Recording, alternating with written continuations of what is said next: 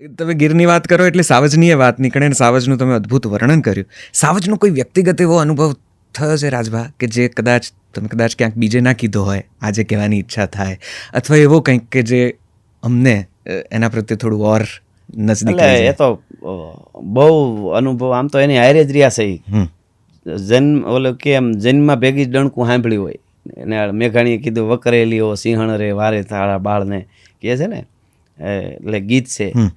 તો તે દોણી પછી ધીરે ધીરે ધીરે ધીરે કરીને હાલવા શીખ્યા. ખાલી 2-3 વર્ષના થયા એટલે કોકના બાણ બેહું નાખે એ સાંભળ્યું હોય, રાતને જોકમાં પડે તો મારણ કર્યું એ ખબર પડે. પછી હાલવા શીખી એટલે વાડામાંથી બહાર નીકળી, બાવળના કાંટાની વાયડું હોય, નદી કાંઠે બહાર નીકળી, છોકરાઓ રમતા ત્યાં સામે કાંઠે નીકળ્યા હોય એટલે તે દુણા જોયા હોય. ઓહો, એ અનુભૂતિ છે. એટલે હાવજ વધારે કાંઈ કહી શકી નહીં, એનું વર્ણન ન થાય. પણ હાવજ તો હાવજ, સિંહ તો અદ્ભુત છે. એ કોઈ દી હજી અમે ગીર, હું એક નહીં, ગીરનું કોઈ ગોવાળ કે કોઈ છોકરું માને નહીં, કોઈ ભાભોય માને નહીં, કોઈ ડોસી ન માને કે હાવજ મારી નાખે એમ. કોઈ દી બને જ નહીં. માણસને હાવજ મારી નાખે એવું અમે ન માનીએ. તમે માર્યું છે, ખાધું છે તો કાંઈક તમે એને કર્યું છે, એને હેરાન કર્યો છે, એ બાકી વાત. હેરાન ના કરો ત્યાં સુધી નહીં નહીં, કોઈ માણસને કશું ના નહીં, માણસને એને લેવા દેવા જ નથી. તમે માનો નહીં, આ બેનું છે બેઠા છે, એ બેનું આખી ગીર હાથમાં લાકડી લઈને ફરી લે અત્યારે જંગલમાં ગમે ત્યાં, આમાંથી સામે કાંઠે નીકળી જાય.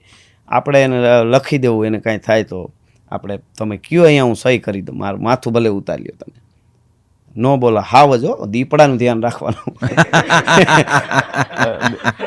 દીપડો ઈ ચબરાક છે. હા, એ તો ખરાબ છે. હાવજ હાવજ છે. અને એ દીપડો જ નથી ખાતો ઝાડવે ચડાવી દઈએ.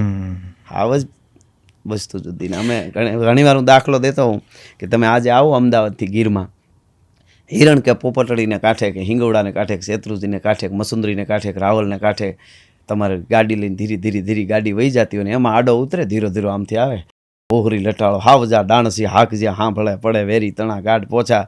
અને તમે જોઈ લ્યો એને, પછી પાછા અમદાવાદ આવી જાઓ, પછી 1 વર્ષ નહીં, 2 વર્ષ નહીં, 5 વર્ષ નહીં, 10 વર્ષ નહીં, 20 વર્ષે એની ઠેકાણે ગીરમાં આવો, બધું ભૂલાવા માંડે કે અમે આમાં ક્યાંક આવ્યા હતા 20 વર્ષ પહેલાં, પણ પૂરું યાદ નથી આવતું.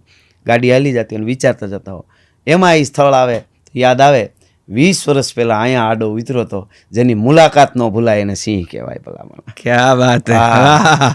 મુલાકાત 20 વર્ષ પહેલાં અહીંયા આડો ઉતરો તો એ ન ભૂલાય, બીજું બધા સ્થળો ભૂલાઈ જાય. ક્યાં વાત, એ હાવજ છે.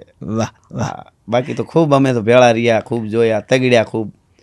માલધારી જીવન હોય, આપણી ગાયું ભેહોને નુકસાન કરે એટલે નેહડે આવે એટલે વાહે થાય તો 1 કિલોમીટર મૂકી આવી આઘા.